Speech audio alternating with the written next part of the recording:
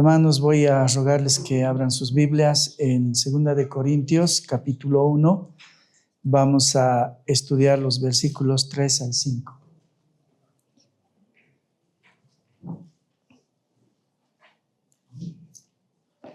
Segunda de Corintios, capítulo 1, versículos 3 al 5.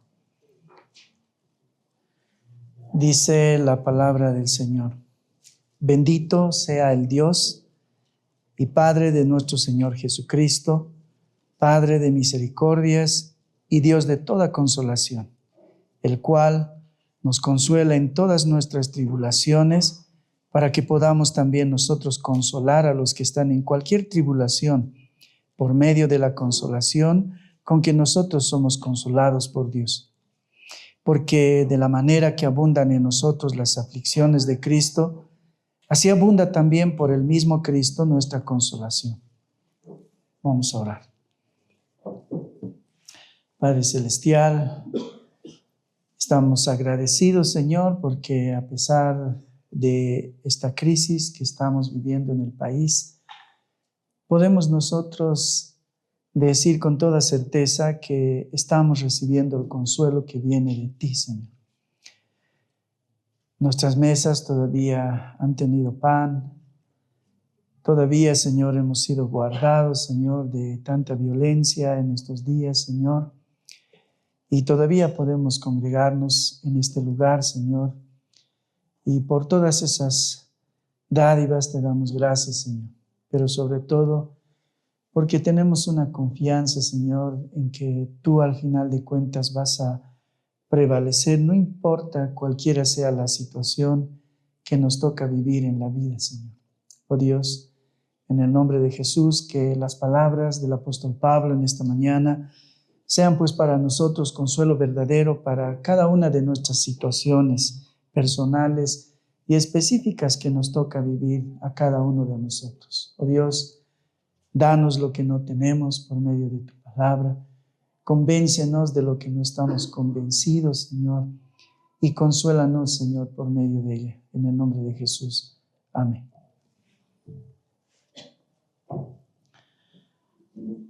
Seguimos viviendo una época de mucha incertidumbre en el país. Vamos por el día 38, si no me equivoco, y algunos que somos más viejos, podemos incluso hacer una comparación con los anteriores conflictos. Y realmente esta es de mucho cuidado, es de mucha preocupación, porque no solamente hemos superado en tiempo la crisis, sino que la forma de la crisis y los nuevos elementos que hay en esta crisis hace que realmente los que somos más viejos, que hemos podido ver el golpe de los 80, la guerra del gas, todas esas situaciones difíciles, esta supera en mucho a muchas de esas crisis anteriores. Y eso obviamente produce en muchos de nosotros una verdadera tensión, ¿no?, sobre la situación que estamos viviendo. Y bueno, lo peor de esta situación es que no parece avistarse ninguna solución concreta, ¿no? Ojalá pudiéramos decir en este día, bueno, probablemente esta o esta otra decisión en esta semana va a solucionar el asunto, pero todos, si somos realistas, sabemos que podría empeorar la situación gravemente.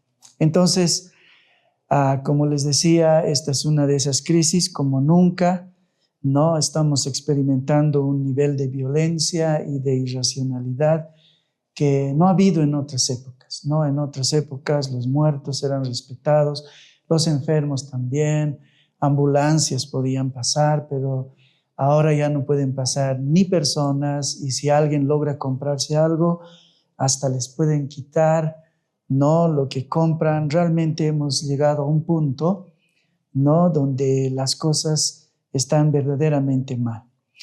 Y a eso se añade la posibilidad de estar anoticiado a cada segundo de la vida, ¿no?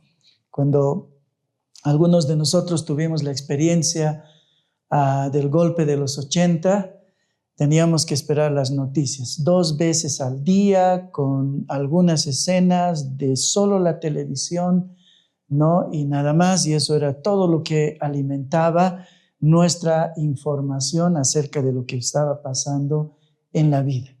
Y si algunos podíamos ver en forma directa, esos podíamos estar más tensos, pero a estas alturas de la vida nosotros podemos ser, si queremos, anoticiados a cada segundo de nuestra vida. Yo sé que muchos de ustedes han estado viviendo así, scrolleando todo lo que pueden acerca de lo que está sucediendo, con la esperanza de que probablemente las cosas cambien, ¿no? Y bueno, ahora estamos justo por esa razón expuestos a muchas noticias falsas, a muchas también alarmistas, algunas muy crueles, que en realidad en vez de ayudarnos está enfriando también nuestra conciencia y nuestra alma.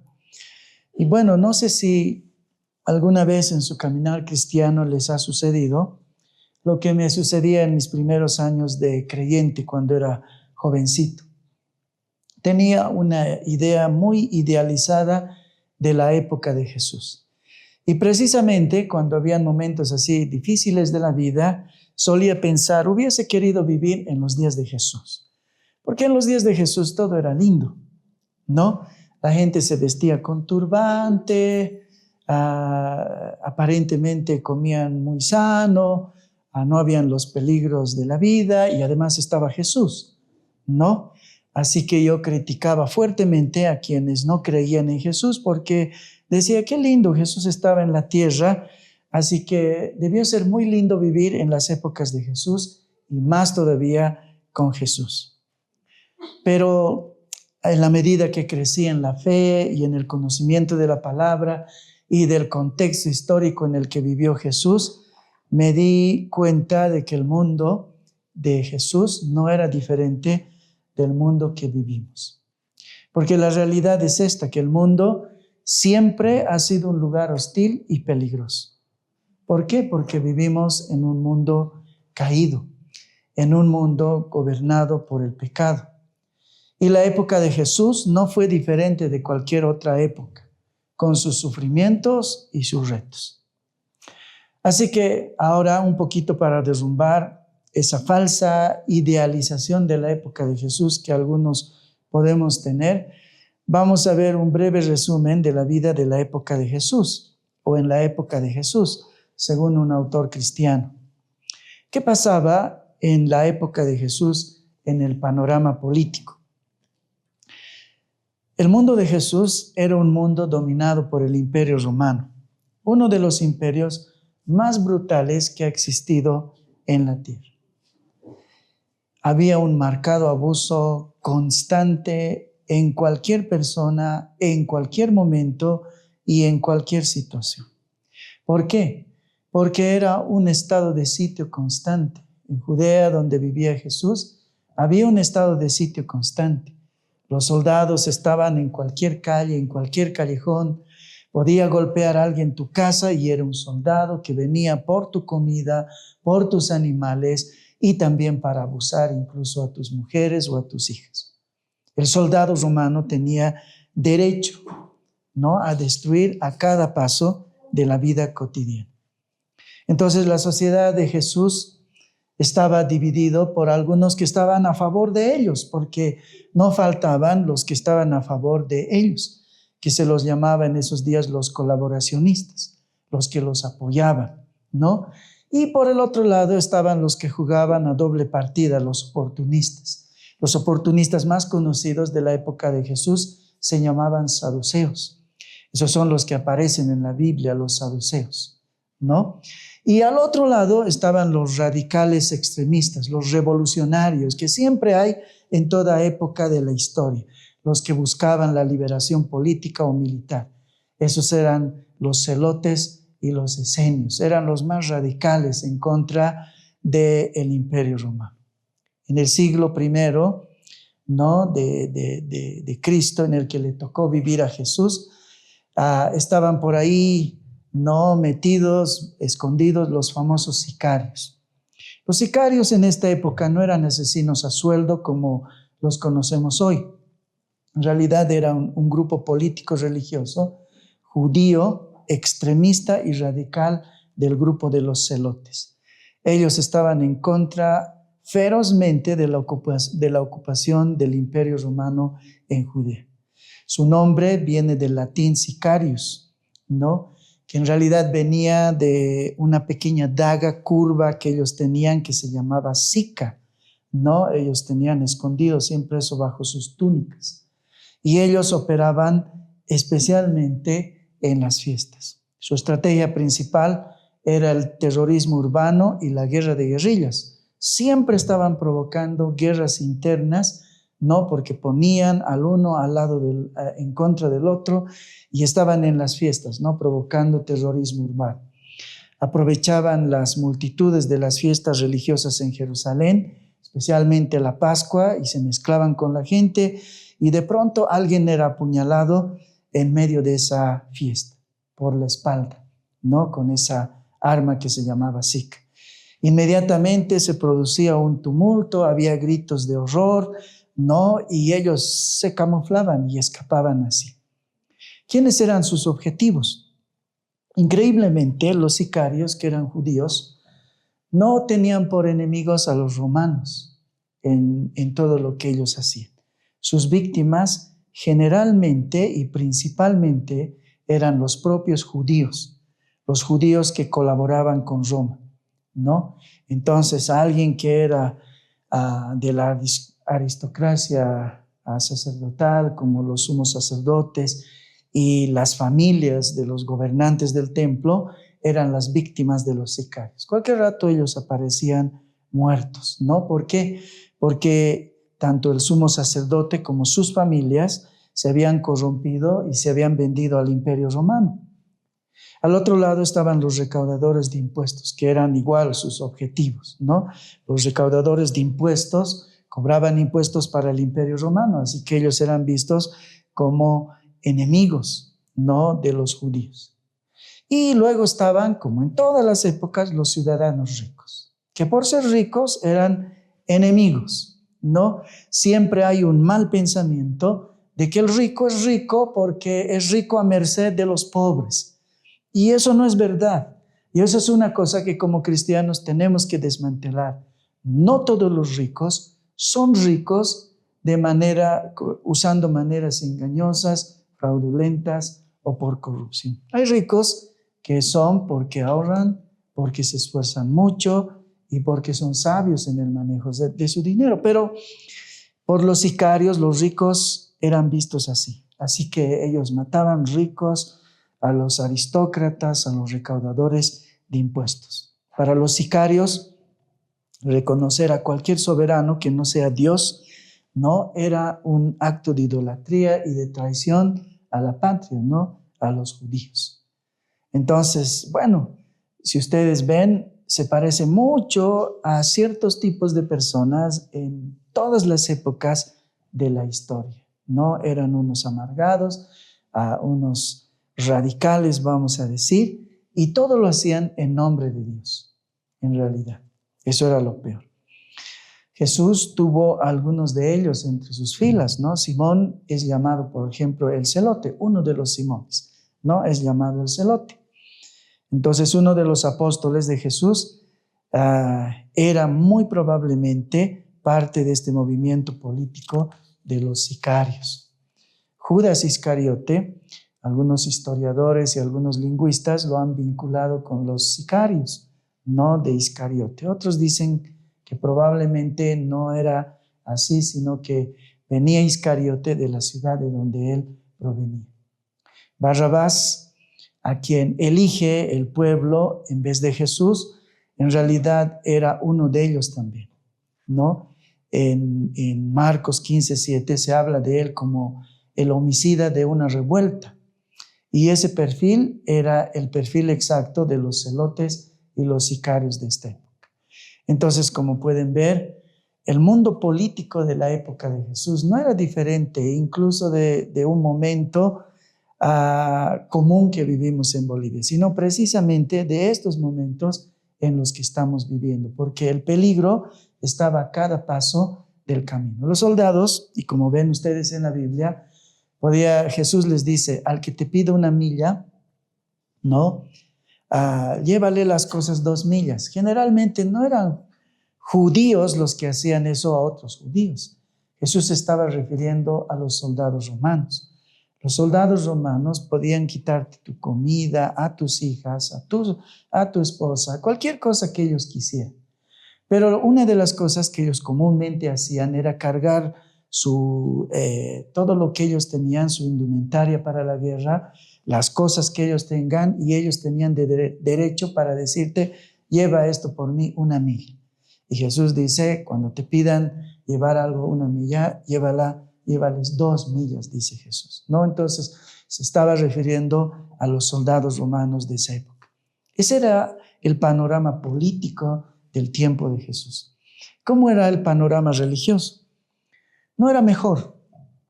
La sociedad estaba estructurada bajo un rígido orden de pureza y exclusión moralista sobre todo. Entonces, como era difícil ser perfectamente santo, abundaban los hipócritas como los fariseos, y por eso Jesús los denuncia.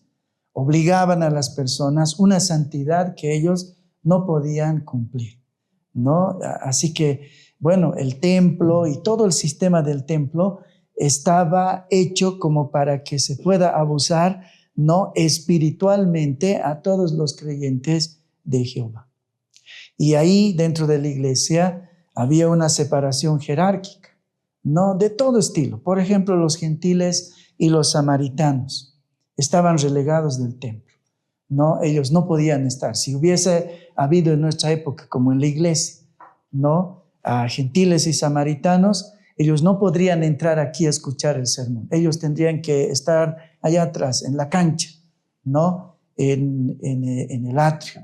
Ellos estaban en el patio exterior. Lo mismo pasaba con las mujeres. Las mujeres no se podían acercar a la enseñanza, ¿no?, en el templo. Ellas tenían que estar relegadas a un lugar externo. ¿Cuál era el panorama social? ¿No? Bueno, muchas diferencias. Habían los impuros y los pecadores, que tenían el rechazo total, tanto de los no creyentes como de los creyentes, ¿no? Las mujeres vivían bajo una severa discriminación. Se sentaban aparte en las sinagogas, en los lugares de enseñanza, no podían sentarse con los hombres, menos cerca del rabino. Rara vez se les enseñaba en realidad a las mujeres la Torá, y los hombres incluso en la mañana cuando oraban, ellos agradecían por no haber nacido gentil, por no haber nacido perro y por no haber nacido mujer. Ese era el nivel de discriminación con las mujeres. Por otro lado, estaban los recaudadores de impuestos, que se llaman publicanos en la Biblia, ¿no? Ellos eran considerados ladrones y criminales. Si ellos iban a un juicio, su testimonio no tenía validez legal, y el dinero que venía de un publicano era rechazado si se sabía que venía de un publicano. Los publicanos no podrían dar ofrendas en el templo porque su dinero era maldito, ¿no? Era de ladrones. Los sufrimientos más comunes de la época tenían que ver sobre todo con algunas enfermedades. La lepra. Cualquier cosa era lepra. Si una mancha te salía en la mano, entonces eras leproso. No existía la posibilidad en esos días de tener un diagnóstico seguro acerca de las enfermedades. Entonces, una mancha en cualquier parte de tu cuerpo te hacía leproso. Por lo tanto, estabas excomulgado de la sociedad. El tener la enfermedad de la lepra era una de las condiciones más devastadoras de esta época. Quienes tenían lepra eran sacados fuera de la ciudad, y si alguna vez pasaban por la ciudad tenían que vestirse de luto y tenían que pasar al lado de otra persona por lo menos con una distancia mínima de 2 metros. No podían vivir dentro de la ciudad, ellos tenían que vivir fuera de la ciudad, como a un tiro de piedra, más o menos unos 60 metros fuera, ¿no?, del último límite de la última casa del límite de la ciudad, ¿no? No podían tener contacto humano con nadie. Así era el tener lepra. Pero no solo la lepra. Cualquier enfermedad física o deformidad o discapacidad que te hacía diferente de las otras personas, ¿no? O sea, ciego, cojo, tullido, sordo o parálisis o alguna deformidad física, te hacía un paria de esa sociedad, ¿no? No solamente ellos sufrían dolor físico, sino que habían reglas políticas, civiles y levíticas comunitarias. Entonces, la vida de un enfermo en esta época era sumamente difícil, agobiante y triste. Si nacías deforme o enfermo, eras calificado por la ley como indeseable. Bueno, lindo hubiese sido que eso era todo, era el título, ser el indeseable.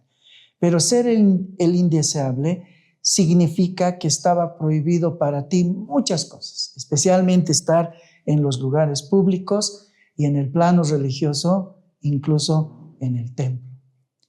Entonces la iglesia no era como ahora, digamos, vengan aquí los ciegos, los tullidos, los sordos. No, en esos días era, ustedes no vengan. Peor si tenías trastornos mentales o si te consideraba tener una posesión.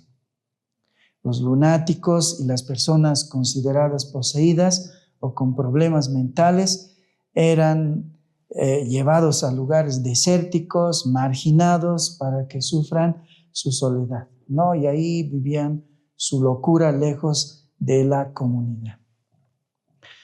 Pobreza, hambre, desamparo, gran parte de la sociedad sufría de estas cosas, ¿no? El hambre, la sed, la falta de ropa y la mendicidad era muy común en la época de Jesús.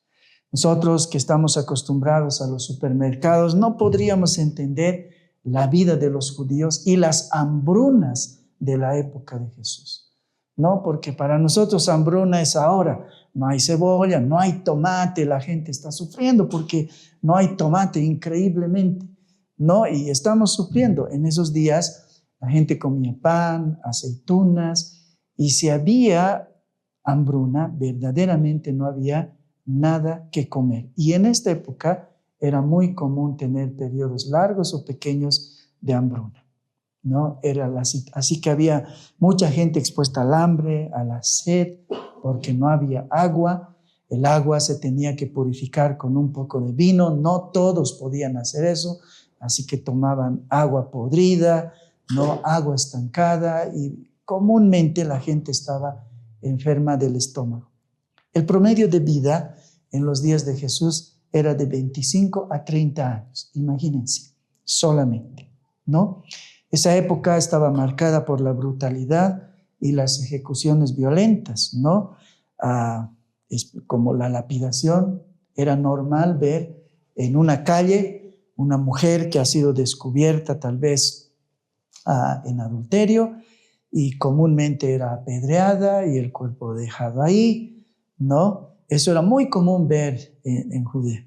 Y la crucifixión también era una tortura impuesta por el gobierno romano, así que no solo Jesús fue a la cruz, cualquier criminal o disidente iba o terminaba en la cruz. Entonces era muy común ver en algunos lugares cruces, ¿no? Donde estaban crucificados y algunos quemados. Entre el 30 y 40% de los habitantes eran esclavos. En algunos lugares, especialmente en las penínsulas, ¿no? Casi la mitad de la población eran esclavos versus el otro lado de libres. La mayor parte de la gente no quería liberarse, y aunque en la Biblia y el Código Civil romano permitía en algún momento llegar a ser un liberto era alguien que compró su libertad, la mayor parte de las personas que se liberaban al final se sometían, o después de haber estado libre unos días, se volvían a someter a la esclavitud, porque era mejor ser esclavo que ser liberto.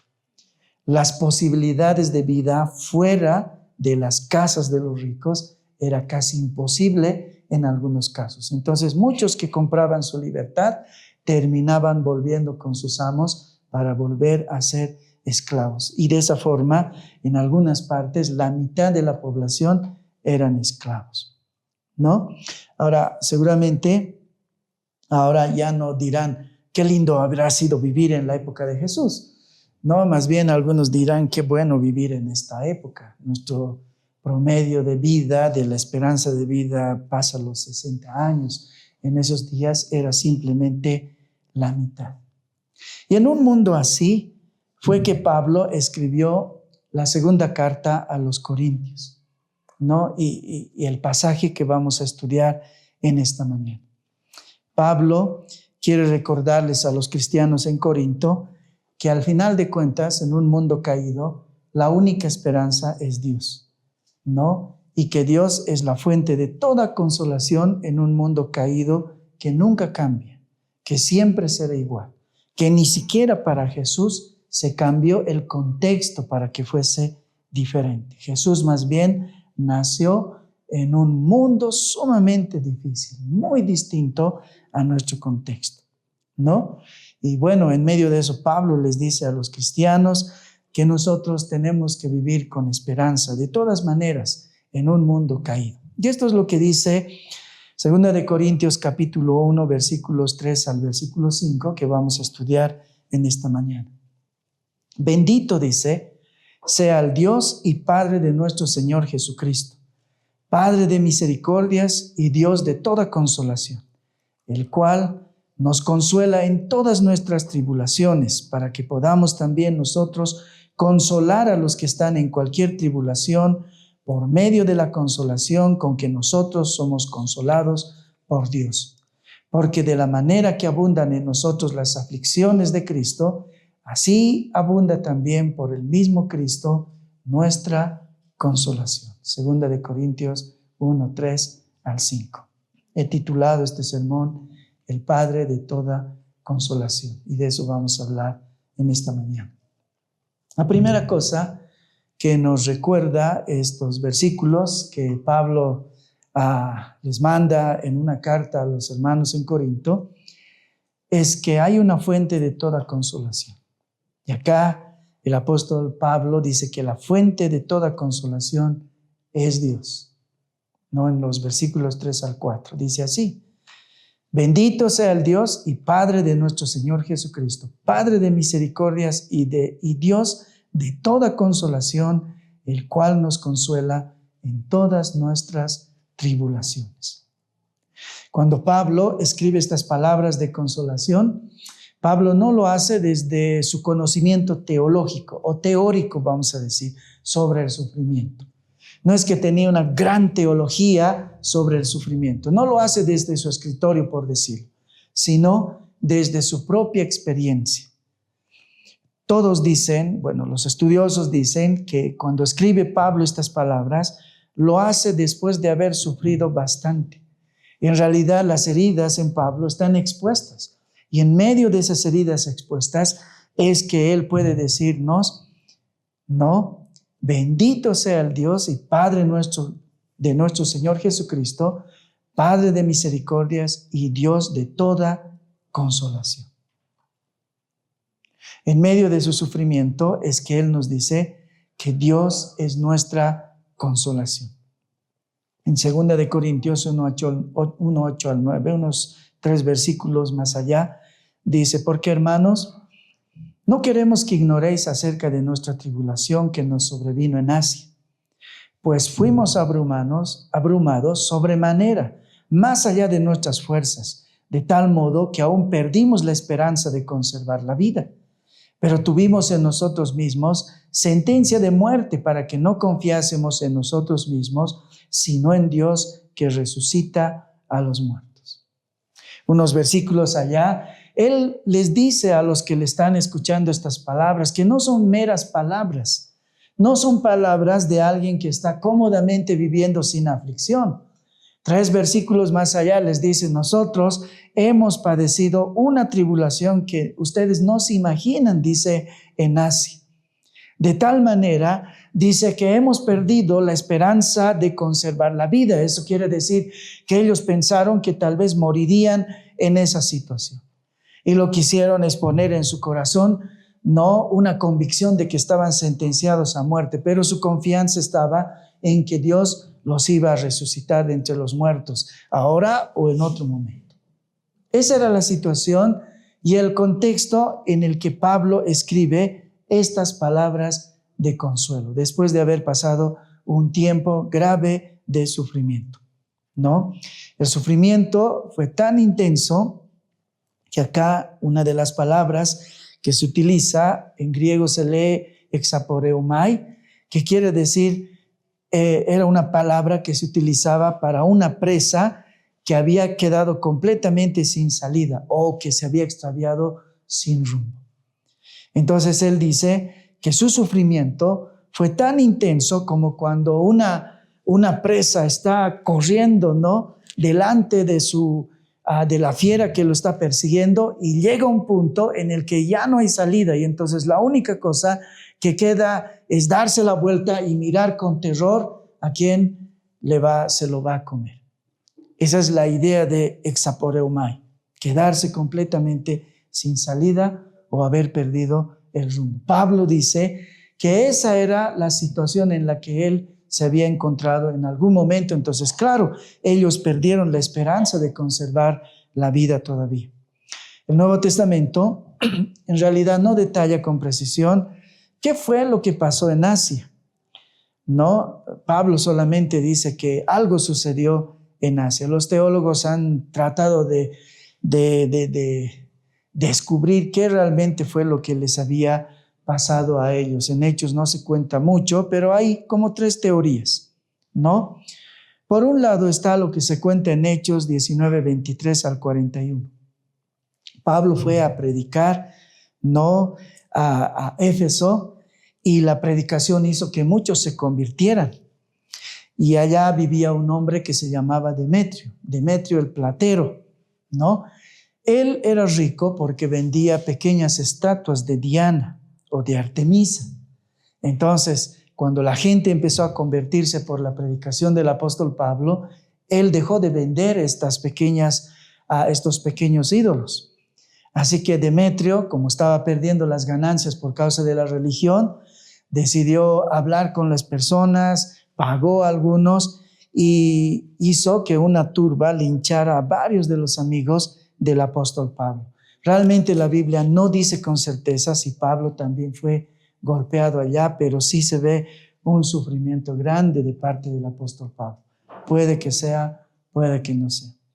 Otros dicen que tal vez lo que estaba refiriendo el apóstol Pablo era una enfermedad gravísima en la que él había caído, lo que él llama el aguijón en la carne, ¿no? Quisiera que el Señor me quitara este aguijón, dice el apóstol Pablo, ¿no? Pero en realidad no sabemos qué es lo que haya pasado. Tal vez fue una enfermedad. Lo interesante es que en el versículo 9, él usa una frase que puede que tenga que ver con una enfermedad. Dice, porque Dios que levanta, dice, a los muertos, ¿no? Entonces tal vez él estaba a punto de morir y esa era su única esperanza. Dios levanta todavía a los muertos. La tercera teoría tiene que ver con conflictos y persecuciones que el apóstol Pablo experimentó. Si alguna vez han leído 2 Corintios 11, él hace una lista increíble de los sufrimientos que padeció, ¿no?, en todo su ministerio. Naufragios, azotes, peligros de muerte, dice, constantes, que no se cuenta en el libro de Hechos totalmente, ¿no? La lista es larga, hay varios versículos que hablan acerca de todos los sufrimientos que el apóstol Pablo sufrió durante su ministerio, haciendo las misiones en el mundo conocido de entonces. Ahora, es muy probable, dicen, que cuando habla de azotes, ¿no?, es muy probable que en Asia haya enfrentado flagelación, ¿no? Y bueno, eso casi terminó en que fuera tirado como muerto, porque eso dice Pablo, que en algún momento lo dieron por muerto y lo dejaron tirado pensando que había muerto. Bueno, en medio de eso, y ese es el contexto en el que Pablo nos dice, pero no desconfíen. Dios es el Padre de toda consolación. Porque ¿quién lo consoló al Señor en medio de esas situaciones tan difíciles? Fue el Señor, nadie más, ¿no? Incluso él tenía ciudadanía romana, eso lo podía proteger en alguna forma, pero no era eso. El único lugar de donde él entiende que viene la consolación es de parte del Señor, ¿no? Entonces, cuando vemos este primer versículo, o el que estamos estudiando, es interesante que él no comienza con palabras de autocompasión. No dice, qué triste la situación que me ha tocado vivir, sino comienza diciendo, bendito sea el Dios y Padre de toda consolación. Él comienza hablando o cantando, por decir, un himno de alabanza. ¿Cómo es posible eso? ¿Cómo puede ser posible que alguien que está sufriendo tanto comience, no, hablando a las personas para consolar? Porque en realidad esa era la razón del apóstol Pablo, era consolar a las personas que están sufriendo. ¿Y cómo comienza Pablo? Es diciendo, bendito sea el Dios y Padre de toda consolación. ¿Cómo es posible eso? Una vez alguien dijo, la adoración genuina no depende de que nuestro cielo esté despejado, sino de saber quién gobierna por encima de las nubes, ¿no? Esa es nuestra consolación para muchos de nosotros. Los que hemos leído un poco de historia, y peor los que hemos vivido algunas experiencias políticas en el país, sabemos que esta situación es sumamente delicada. El lugar donde estamos es muy delicado. ¿Y cuál es nuestro consejo, consuelo, o cuál debería ser? Dios gobierna por encima de las nubes. Para saber del consuelo de Dios no tiene que estar despejado el cielo. Dios gobierna a pesar de la situación. Y en ese contexto, Pablo dice, bendito sea el Dios y Padre de nuestro Señor Jesucristo, Padre de misericordias y Dios de toda consolación, el cual nos consuela en todas nuestras tribulaciones. Pablo define a Dios con dos títulos en este versículo. Uno es el Padre de misericordias, oiktirmos se dice en griego. Esa es una compasión muy entrañable, pero constante además, ¿ya? Eso es interesante. En el griego hay muchas palabras que en realidad están compuestas por partes, ¿no?, del cuerpo. Y en realidad acá lo que está diciendo es que Él es un Padre de una compasión que viene desde lo profundo de las entrañas, ¿no? Como cuando tienes una pena por alguien que realmente incluso excita tu mismo cuerpo, que es como que saliera desde lo más profundo de ti. Pero no solamente oiktirmos significa eso, sino que es una compasión constante. No es como cuando vemos el Facebook, ¿no? Y vemos unos huerfanitos que no están comiendo pan y decimos, qué pena, y luego pasamos a la siguiente noticia, sino que Dios tiene, dice, una compasión constante, ¿no? Eso quiere decir que Él no es misericordioso ocasionalmente. Por eso a él el apóstol Pablo lo llama como la fuente de donde emana misericordia. Y luego usa una palabra fuerte más adelante, o enfática, quiero decir, abunda en misericordias. El puritano Thomas Godwin decía, la misericordia no es un atributo reactivo en Dios, sino una propiedad inherente y primordial de su ser. Dios no es movido a misericordia por algo externo a Él.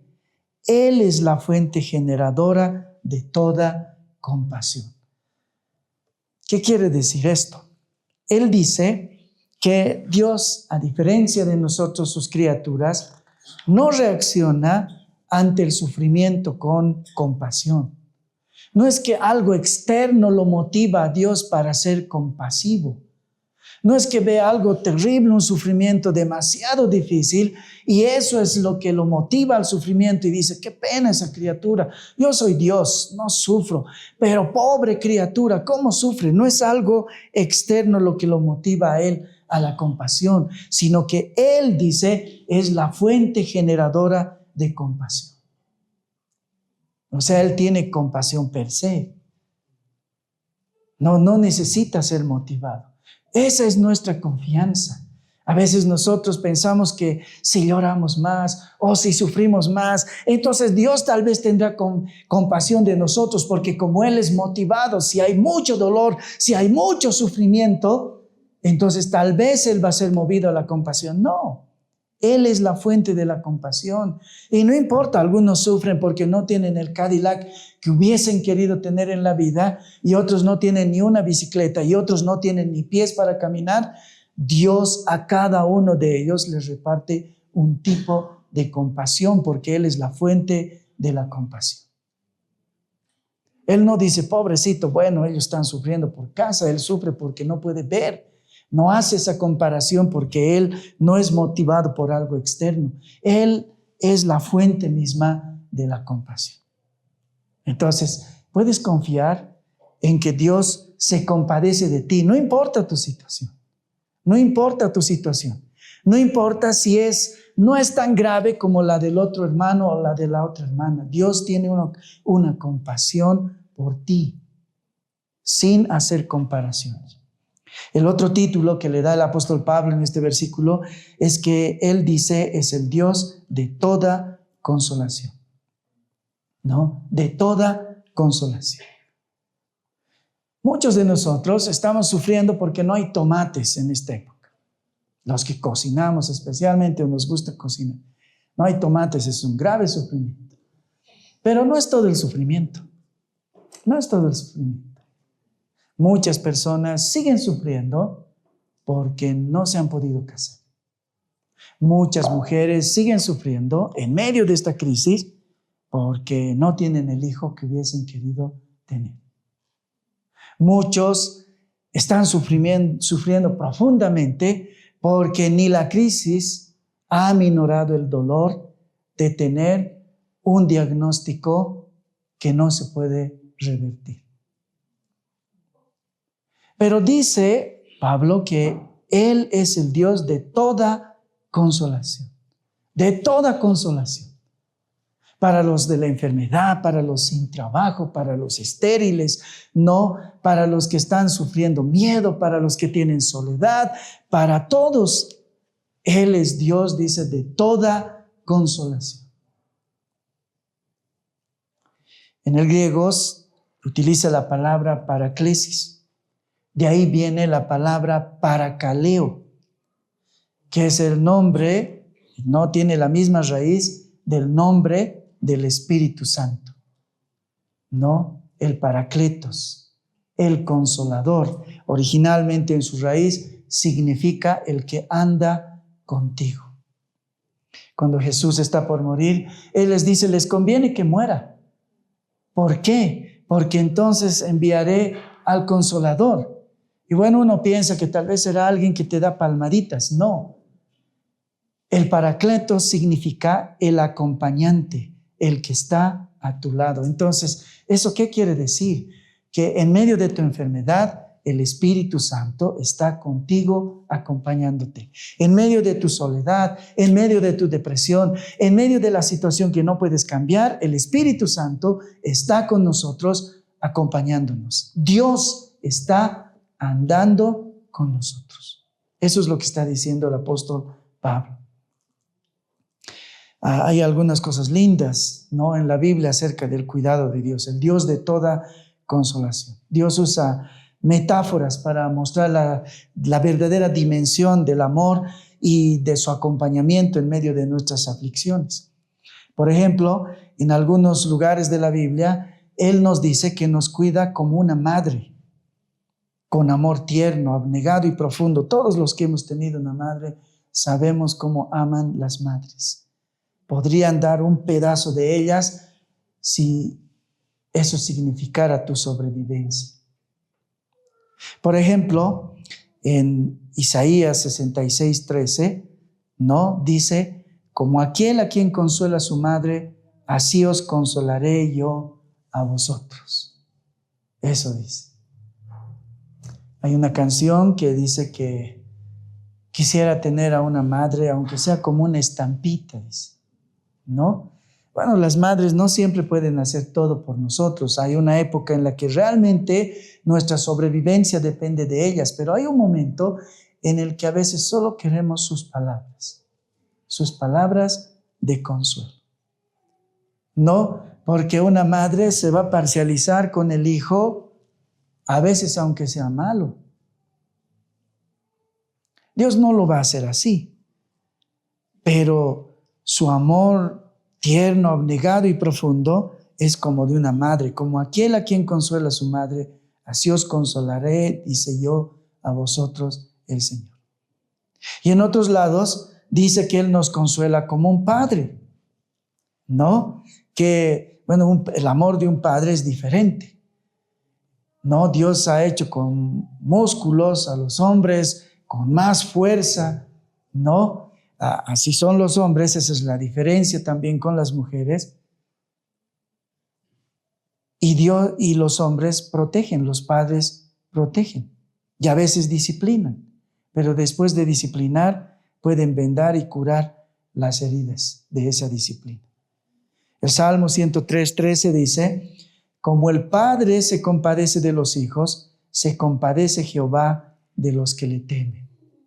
No solamente es ese amor de Dios abnegado, no sacrificial como una madre, sino también como un padre, ¿no? Un padre tiene un amor un poco más firme, que puede disciplinarte cuando las cosas están mal, pero no te va a dejar en ese lugar, sino que Él va a vendar y curar también tus heridas. Te protegerá. Si en algún momento tiene que dar su vida, te protegerá. Entonces Dios no es un espectador apático o lejano que mira tus sufrimientos. No es que está viendo lo que está pasando en nuestro contexto y Él está en un lugar seguro y no se mete con nosotros. Thomas Watson decía: Dios cambia a veces el sufrimiento, pero siempre Dios no cambia a veces el sufrimiento, pero siempre sostiene al sufriente. Sí, muchas cosas no van a cambiar, pero una cosa es segura: Dios nos va a sostener en medio del sufrimiento. Cuando estés en una sala de hospital, cuando estés enterrando a alguien, cuando la ansiedad, que creo que es una de las cosas que más debemos estar sufriendo entre nosotros, la ansiedad de la incertidumbre, porque la cuenta bancaria se está acabando, porque tal vez en algún momento, como no se puede ir a trabajar puntualmente, como ya no se puede producir lo que se produce, en cualquier momento te vendrá una carta donde te dicen que estás despedido. Es un tiempo de incertidumbre y la ansiedad es la amiga de muchos de nosotros en los tiempos de crisis. Y el apóstol Pablo, o Dios por medio del apóstol Pablo, nos pide aquí no solamente ánimo, no nos dice solamente ánimo. Adelante, ustedes pueden. Vean en su corazón la fuerza interior, hay un universo entero dentro de ustedes. Hay mucha potencialidad, esfuércense, no. Dios se coloca a nuestro lado. Él es el Paracletos, el que camina, dice, con nosotros. Entonces, cuando estamos pasando un tiempo difícil, no debemos mirar dentro de nosotros. No hay ayuda dentro de nosotros. Debemos mirar arriba. Debemos mirar al Señor. El error fatal de esta época, de nuestra época, muchas veces, incluso de los cristianos contemporáneos, es que somos sumamente antropocéntricos. Siempre miramos dentro de nosotros, a nuestros problemas, nuestras necesidades, nuestras angustias, pero el Señor quiere que lo miremos a Él. Pablo nos insta a eso. ¿Por qué? Porque eso es lo que hizo Pablo. El apóstol Pablo había pasado por medio de muchas angustias. Él dice indescriptibles. Pero él no comienza en sus padecimientos, comienza con Dios. Bendito sea el Dios y Padre de nuestro Señor Jesucristo. Hermanos, nunca entenderán sus pruebas hasta que no miren primero a Dios. Debe haber en los cristianos una prioridad de la teología objetiva sobre la psicología subjetiva de la autocompasión. ¿Qué quiere decir eso?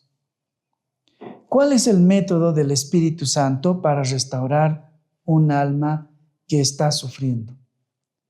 No es el autoanálisis ni la autocompasión. No es mirar hacia adentro, ¿cómo estoy sufriendo?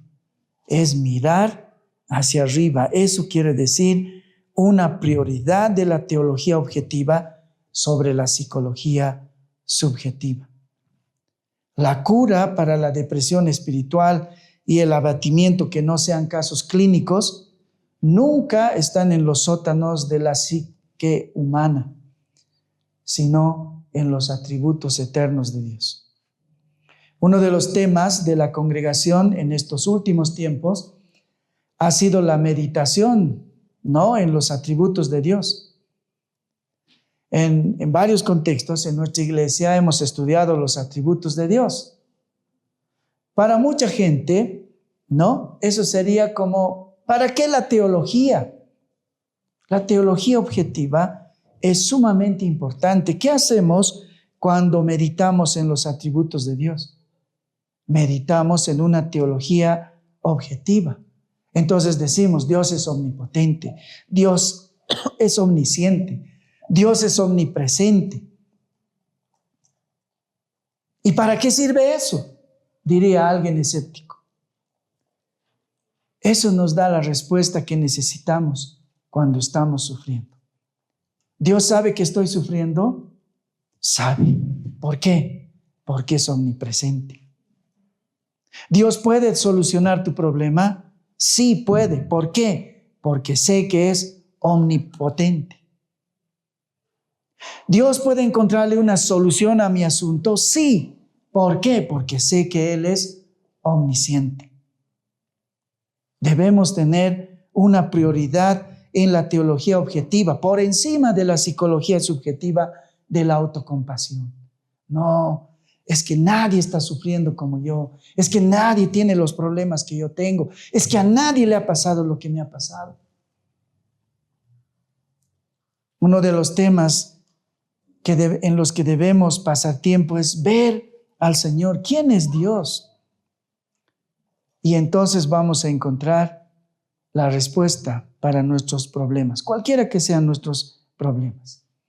Entonces, puede también ayudarnos en medio de nuestro momento de crisis política. Claro. Quisiera que recuerden esto siempre. No voy a decirles. Es algo que realmente a mí me conmueve y me da mucha esperanza en momentos de dificultad. La historia nunca es neutral o simple contingencia. La historia fue escrita antes de la fundación del mundo. Entonces podemos confiar en que su autor tiene un propósito detrás de cada evento histórico. La historia no es neutral o contingente. Esto que estamos viviendo no es un accidente, por decirlo. ¿Por qué? Porque la historia fue escrita antes de la fundación del mundo y en esa historia que Dios escribió había una crisis en este momento y en este lugar. Entonces quiere decir que lo que estamos viviendo no es un azar, no es un accidente, no es una contingencia, es algo previsto. Y Dios nunca permite que pasen cosas sin que haya una razón, un motivo o un propósito. Entonces, si vemos con esos lentes lo que nos está pasando en este momento, eso va a producir en nosotros esperanza. Segunda cosa, el propósito de la consolación. Versículo 4, el propósito de la consolación, el cual dice, nos consuela en todas nuestras tribulaciones, para que podamos nosotros también consolar a los que están en cualquier tribulación por medio de la consolación con que nosotros somos consolados por Dios. Este versículo algunos lo llaman la teología del sufrimiento. ¿Cuál es la razón, la teleología del sufrimiento? Teleología porque teleos en griego quiere decir el final, no el propósito del sufrimiento. Esta es la doctrina de la teleología del sufrimiento. Es una de las doctrinas más incomprendidas, no sino ofensivas para muchos. La mente en los días de sufrimiento se pregunta, ¿por qué me ocurre esto a mí? ¿Por qué no a otros? Hay peores que yo. ¿Por qué a mí me ocurren estas cosas? Y entonces, sin darme cuenta, he caído en la duda acerca de la sabiduría de Dios. Y estoy pensando que lo que me está pasando es algo que se le ha escapado de las manos de Dios. Una interrupción, una anomalía trágica a lo que realmente hubiese querido Dios que sucede en mi vida. Completa felicidad. Yo debería ser feliz, pero esto que me está pasando ha interrumpido eso. A Dios se le ha ido. Pero la palabra nos enseña que la tribulación no es una interrupción del plan de Dios.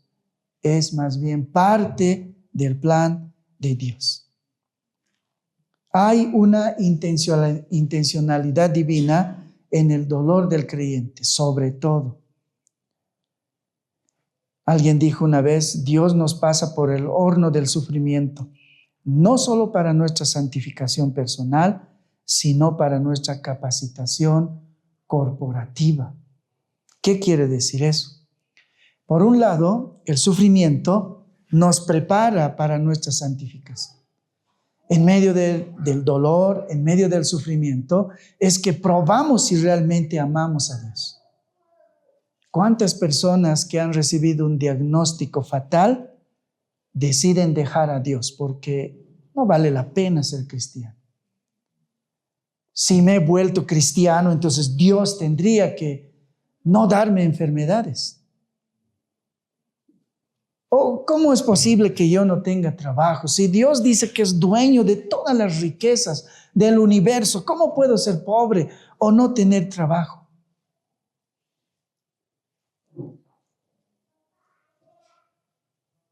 Hay una intencionalidad para nuestra santificación cuando nos pasan cosas difíciles.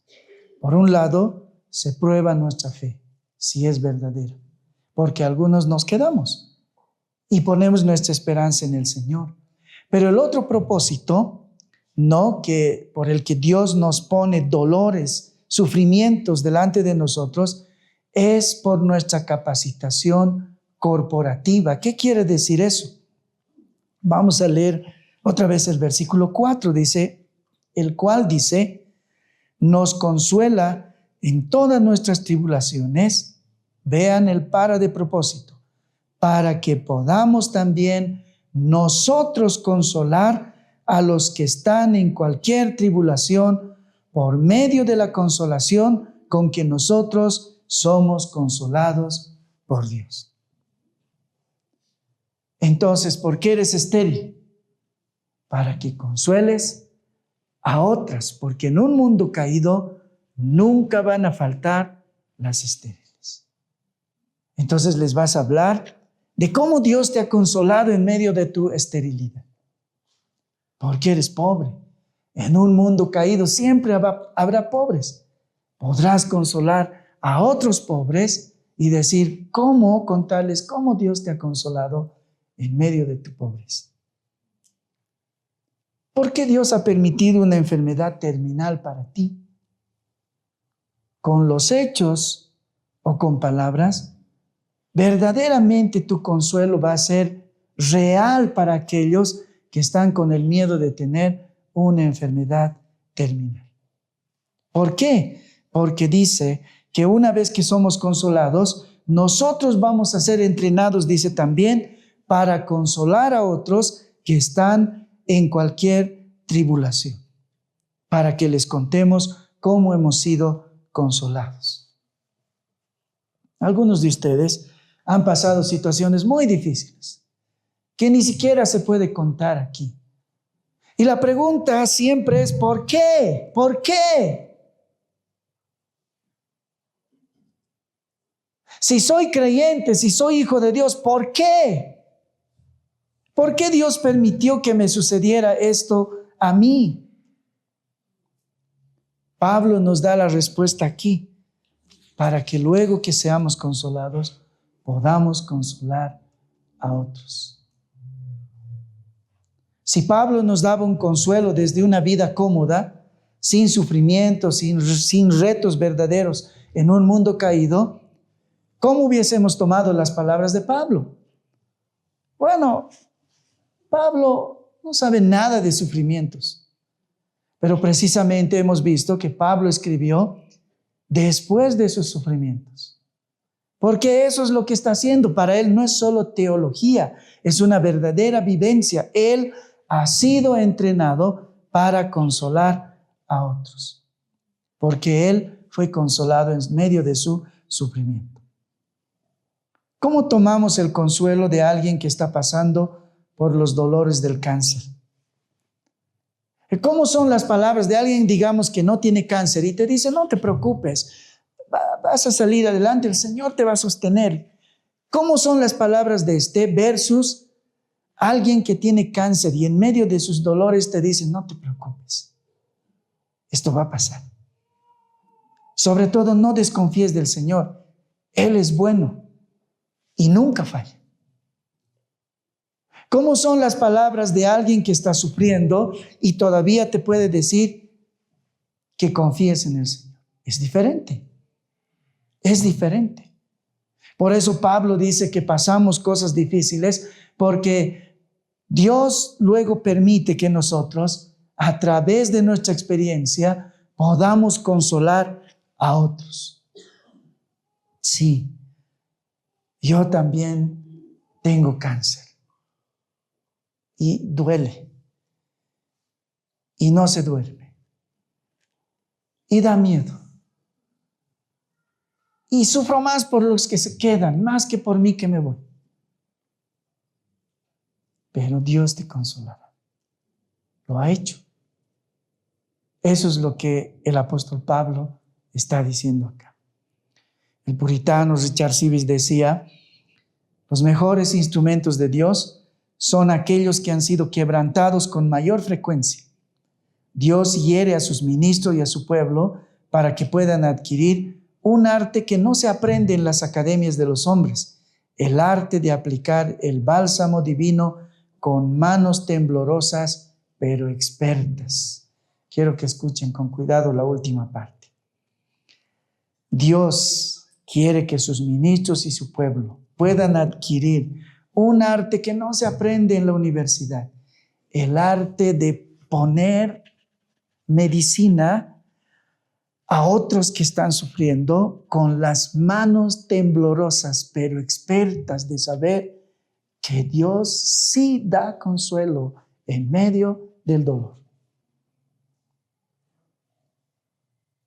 Un hombre que jamás ha caminado por el valle de la sombra de muerte solo puede ofrecer clichés teológicos vacíos a un alma que sufre.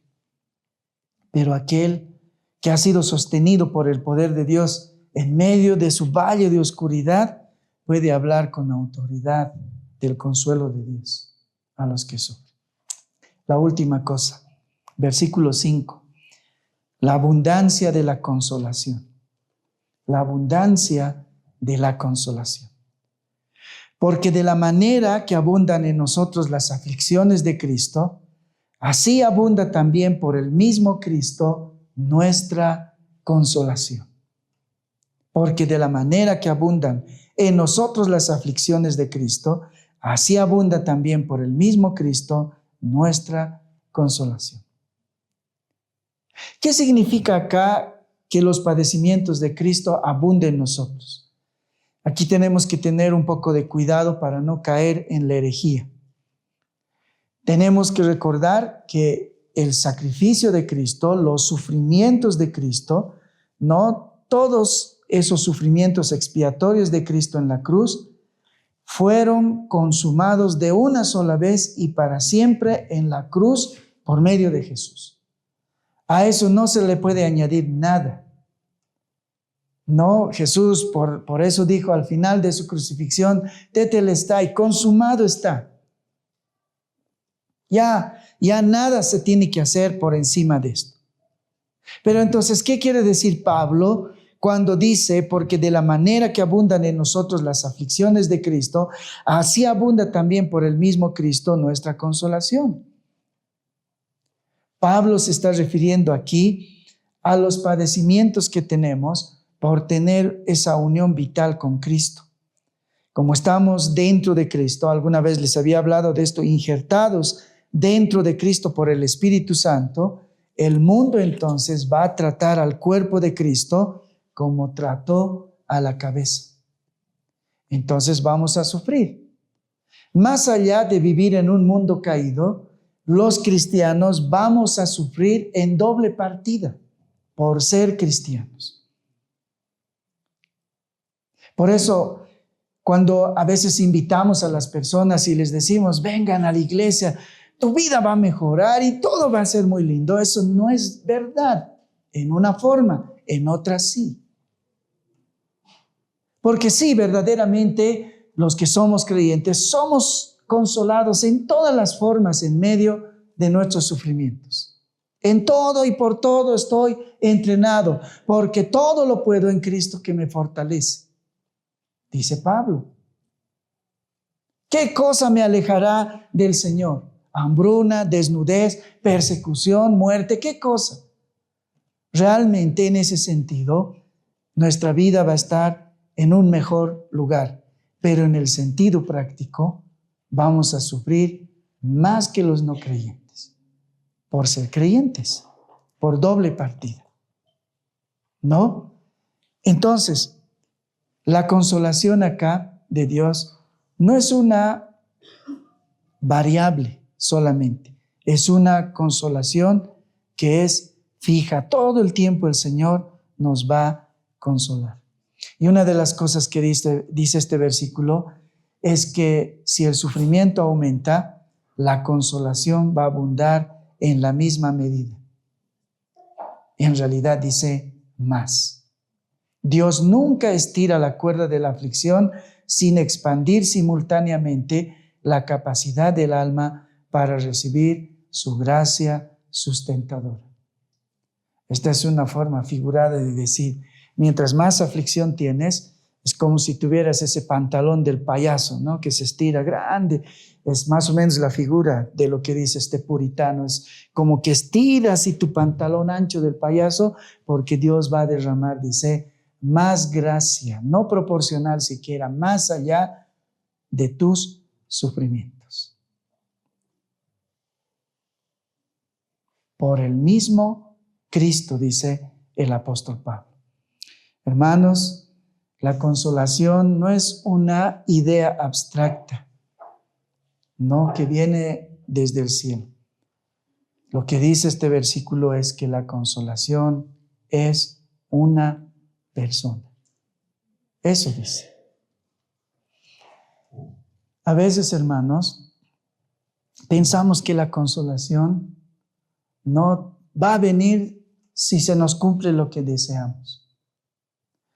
Pensamos, si tuviera casa, ya no se sufriría tanto. Pagar alquileres, cambiarse de lugar en lugar, no poder recibir visitas, comprar unos muebles que luego ya no sirven para el otro lugar donde vamos a vivir. Si tuviera una casa, y los que hemos podido comprar una casa, sabemos que eso dura un par de semanas. Y luego de eso ya tenemos la siguiente razón de nuestra aflicción. Porque no hay nada que realmente pueda consolarnos. No hay nada. Cuando Jesús habla con la mujer samaritana, ¿no? El problema de la mujer era la búsqueda de la felicidad en la relación marital. Jesús habla con ella y cuando indaga en su problema, ella le revela y le dice, mira, yo me he casado 5 veces. O Jesús mismo le dice que se ha casado muchas veces. Y con el que vives tampoco es tu marido. ¿Cuál era el problema de la mujer samaritana?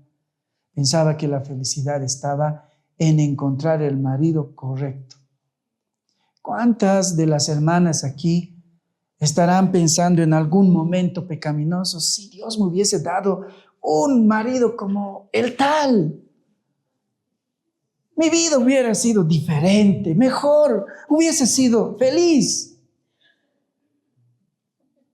La mujer samaritana pensaba en esos términos y tuvo un matrimonio, otro matrimonio y otro matrimonio y otro matrimonio por 5 veces y no era feliz. Y entonces Jesús viene y le dice, no, es que tenías que casarte con un verdadero creyente judío de la tribu de Judá. Ese es tu problema. Y entonces le dice, vas a ir a tal pueblo y en ese lugar vas a encontrar a un hombre llamado Simeón. Él es de pura raza de la tribu de Judá. No, Jesús le dice, es que tú no necesitas un marido para ser feliz. Tú me necesitas a mí. Eso le dice Jesús. No le ofrece lo que ella quería, le ofrece lo que ella no estaba buscando. Dame de esa agua, le dice la mujer samaritana. Dame de esa agua. Y Jesús le dice, bebe de mí. Nunca más tendrás sed. Pablo dice que Dios nos consuela por medio de Jesús. Es como esto. Es como si en medio de nuestros sufrimientos, Dios en algún mundo, en el mundo eterno, Dios hubiese dicho, ya, ¿cómo puedo consolarlos? Les arrojaré casas, sanidad, dinero, estabilidad por todo lado, oro. No, de sus tesoros más preciados, Él saca la perla más valiosa para darnos verdadera consolación. Y manda a su hijo, ve a la cruz. ¿Eso los consolará? Sí. Eso los consolará. Y eso es lo que Pablo dice, que la consolación es una persona, es Cristo. El mundo busca consuelo en el cambio de circunstancias, en el éxito económico, las relaciones humanas o cualquier tipo de placer. Pero todo eso es una cisterna rota, no retiene el agua. Si mi matrimonio mejorara, si mi enfermedad fuese curada, si mis padres no se divorciaran, si la política cambiara en este momento, si mi esposa fuese más comprensiva, si tuviera un trabajo seguro, si tuviera el hijo deseado, si pudiera comprar una casa, si se regularizaran los insumos de verduras y gasolina, si mi marido fuese como el marido de ella, si mi esposa fuese como la esposa del hermano, si mi hijo fuese como el hijo de los tales, todo cambiaría, sería feliz. Calvino dice, buscar el menor destello de paz fuera de la persona y la obra de Cristo es un acto de apostasía práctica, pues plugó al Padre que en él habitase toda la plenitud, de modo que solo a través del Cordero herido fluye el aceite del gozo divino hacia los miembros de su cuerpo. ¿Qué está diciendo esto en un sentido práctico? Cuando estás enfermo, ¿necesitas sanidad? No, necesitas a Cristo. Cuando estás solo, ¿necesitas compañía? No, necesitas a Cristo. Cuando sufres de depresión, ¿necesitas que todo en tu cabeza sea ordenado? No, necesitas a Cristo. Cuando el sufrimiento abunda, Cristo está con nosotros por medio del Espíritu Santo. Y los que pueden percibir la dulzura y la belleza de la compañía de Cristo, entonces son verdaderamente consolados.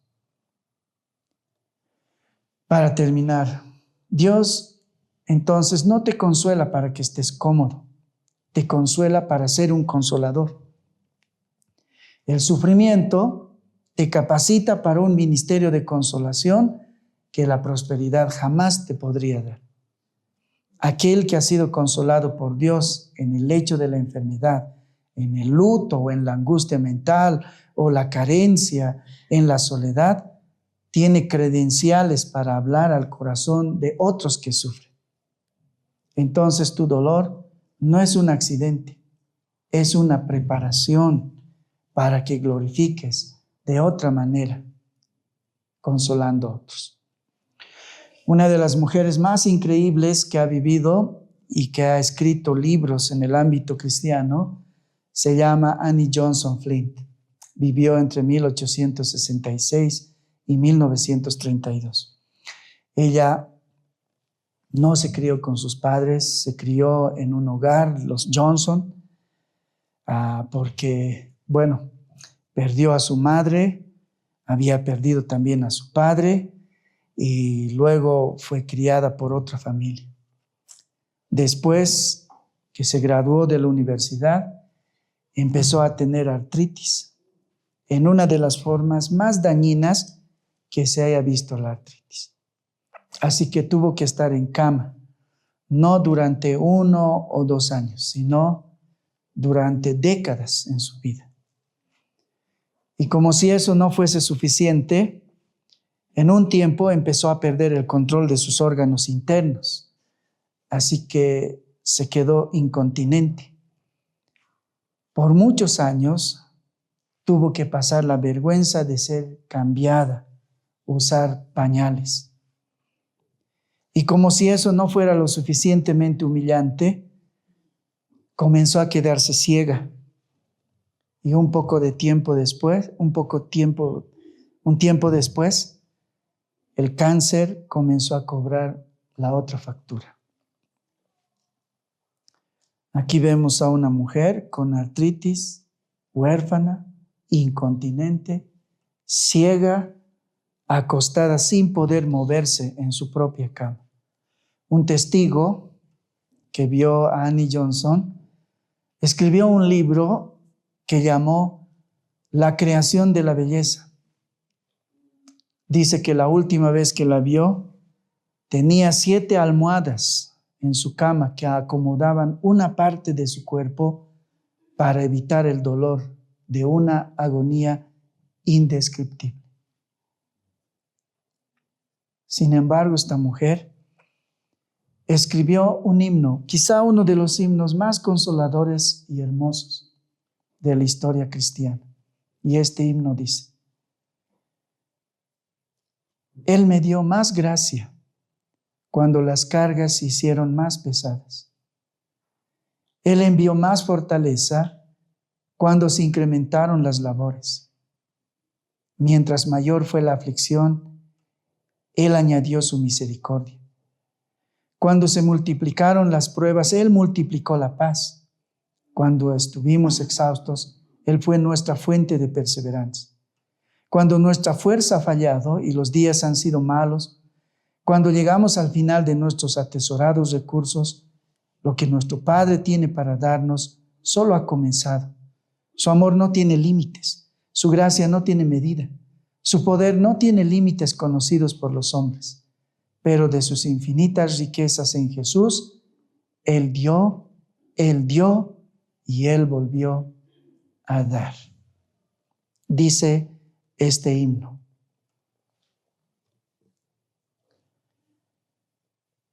cuán consoladoras pueden ser las palabras de alguien que ha sido consolado en medio de esta situación. ¿Cuántos de nosotros podemos decir: Él no me dio y no me dio? Pero en medio de lo que les decía, ceguera, artritis, orfandad, incontinencia, acostada con muchas almohadas para no sufrir dolor, el himno que ella escribió dice: en Cristo Él dio y Él volvió a dar. ¿Cuánta consolación creen que puede traerles este himno escrito por alguien que puede hablarte palabras de consuelo desde los dolores intensos de una enfermedad incurable?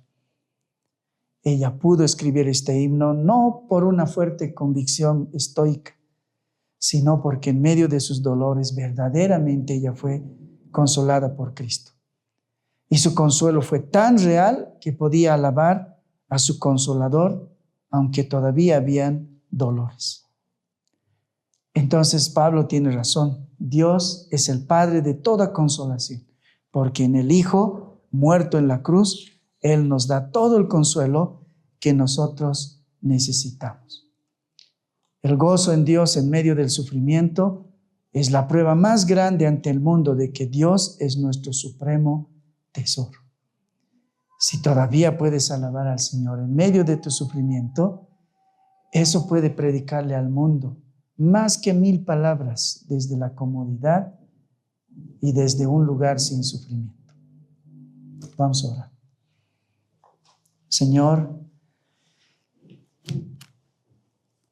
queremos pedirte por un lado que la situación en nuestro país cambie, Señor, que las cosas mejoren. Queremos pedirte, Señor, que realmente, ojalá en estos días, la situación pueda cambiar de una forma tangible. Pero más que eso, queremos rogarte, Señor, que tú nos des de ese consuelo del que hemos aprendido del apóstol Pablo el día de hoy.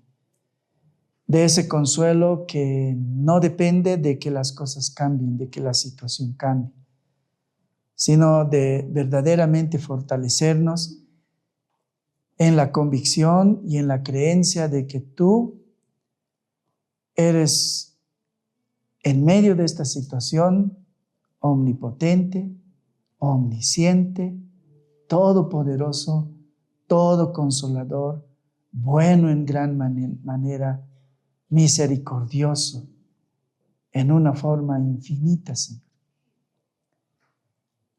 Y que eso sea lo que verdaderamente consuele nuestros corazones estos días. Y como el salmista, que muchas de nuestras noches podamos dormir, como decía el salmista, que ponemos en ti nuestra confianza, porque solo tú nos haces dormir confiados.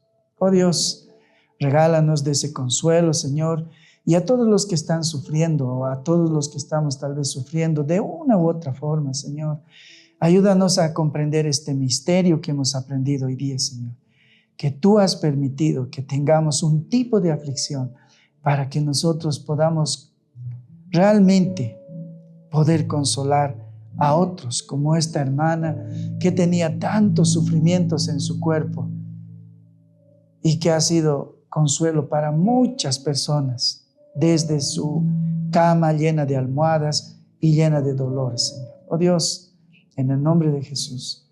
Amén.